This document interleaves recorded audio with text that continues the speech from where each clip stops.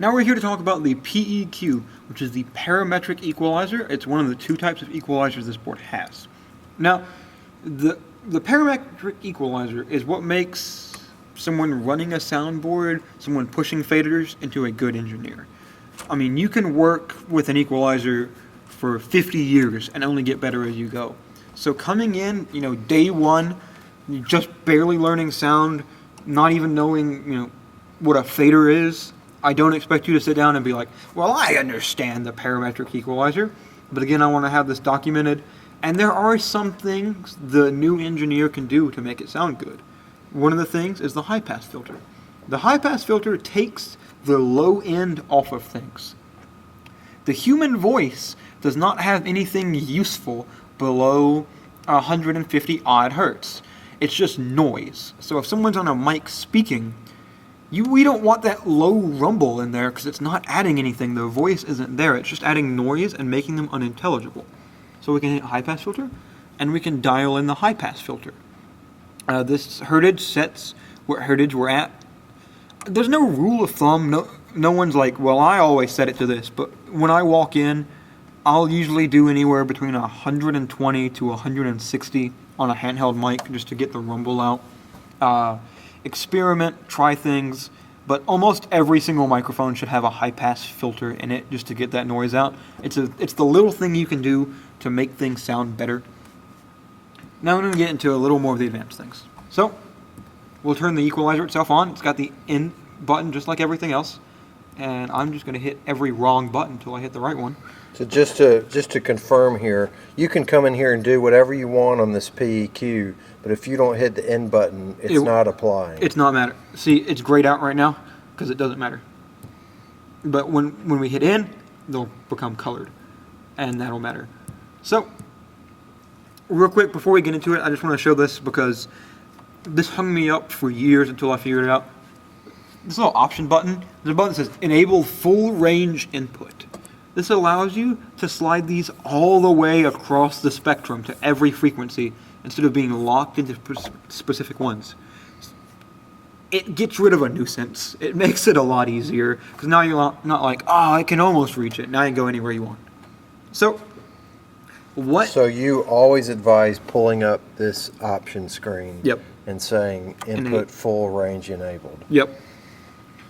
So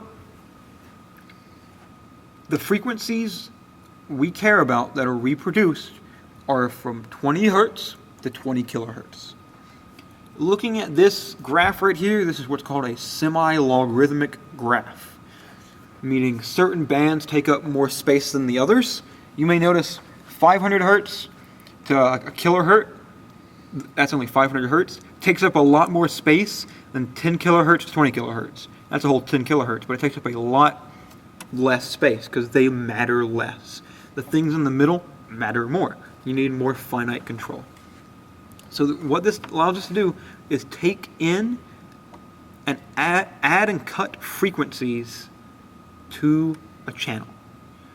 Now, think about this.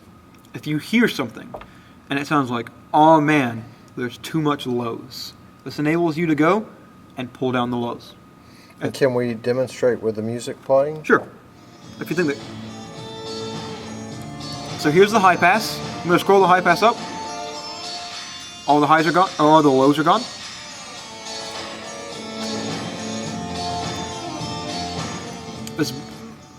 You may notice there are switches down here that allows us to change the behavior of these. But if you click this one to that up, if you click it to that down there, it allows you to turn this into a low pass to get rid of the highs. So we'll take a listen to that. And you notice all the highs are gone. So this allows us to take out and add frequencies. Now it's like, how do you expect me to know what 500 hertz sounds like? And the answer is I don't. Start off simple. When you first come in, break it up into 3 bits. Lows, mids, highs. And ask yourself, does this need more lows? If the answer is yes, click the right thing, give it more lows. Does it need less lows? Give it less lows. Same with mids and highs. And then eventually you'll begin to realize mids isn't as accurate as I want it. Because there are some low mids and there are some high mids. Some mids are lower than others, some are higher than others. So you're going to break it up into 4 categories. Now you have the lows, the low mids, the high mids, and the highs. And now you're sounding pretty good. You can make some very finite adjustments. But then you start to realize, wait, there are more categories. There are lows that matter, and there are lows that don't matter. There are infra lows, and there are lows. So anything, from 200 hertz to 75 or 100 hertz, it's a low. Anything lower than 50, that's an infra low. That doesn't really matter. So we're not going to deal with those. We're going to focus just on the lows. Same with highs. 2K to 10K, that's high. That really matters. Actually, let's say 5K to 10K. That's high. That really matters. But anything above 10K, that doesn't really matter too much because you can't hear too much about it. So I'm going to focus on that. And then you realize, wait, we have low mids and high mids. Why don't we break that up even further and get low mids, mid mids, and high mids? And now you have 7 different categories that you can change. Now you can go in and change 7 different parameters. And that's a lot of control. It just takes time. It takes time to get in here and practice. But let's say you have a problem frequency and you're like, man, I hear like a ringing or a buzzing and it's at a specific frequency. I can't really tell what it is because I'm not crazy and I can't go, that's 475 hertz. If you stick with it long enough, you might be able to do that. This board can actually tell you. So we're on this channel, right? I'm sorry, the color of it changed. We're on test. So if I hit PFL, it's coming out of the headphones. If I hit PFL and I go back to this screen, and I hit RTA. RTA stands for Real-Time Analyzer. You often see it as RTAA, Real-Time Audio Analyzer. If we click on it, here is a graph of the sound. Here is what is going on. And this looks a lot like the equalizer. Usually when we have a voice, it's not scattered all over the place like this. This is just, some light electronic music that goes everywhere. But a voice usually will look more like a bell curve. It'll look more like boom, boom, boom, the curve, and then boom, boom, boom. Those are the critical frequencies of the voice. So we can go in and boost those to make them more intelligible. So we can just go look at this thing and cheat a little bit. Now, RTA is always talking about what you have on PAFL, right? Yes. Okay. Yep. And you can do it to the mains or wherever you want to do. This is a tool to help you. It is not a crutch.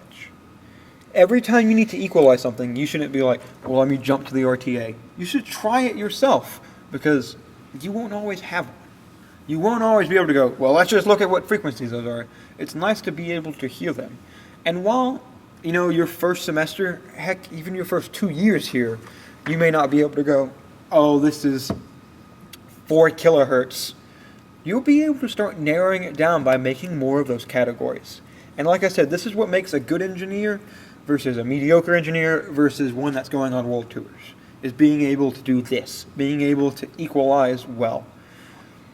The thing about sound is people know sound. People don't know good lighting.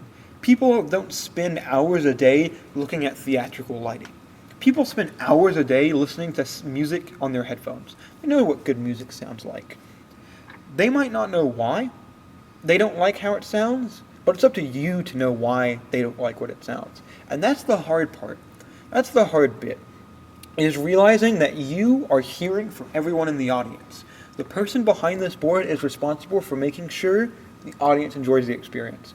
And learning what audiences enjoy can be difficult, because not every audience is the same, and this room changes. That's what makes the PEQ probably the hardest. It's not just because you have to know the frequencies, it's because the room changes. This room empty sounds way different than this room full. This room half full sounds way different than this room empty when it's cold. Temperature, humidity, people, set pieces, everything changes the sound of this room. That's not to say you can't have a starting point, but that is to say you can't just sit here. You can't just sit behind the board and push faders. You have to make adjustments and change things. But on the other side of that coin, if you're doing a show that has 18 mics, you can't spend 30 minutes trying to get the EQ perfect on one mic. You have to get it and go and come back when you have a chance. So there is an art form to this. Just know this equalizer is the hardest form of the equalizer you will have, but this board makes it easy to try to pick up. Put on some music, play around, get a microphone, get your friend to talk into it, play around with a high-pass filter, and do what you can do to try and learn all about this board. There's one more type of equalizer we'll talk about, and we'll talk about that in the next video. Thank you.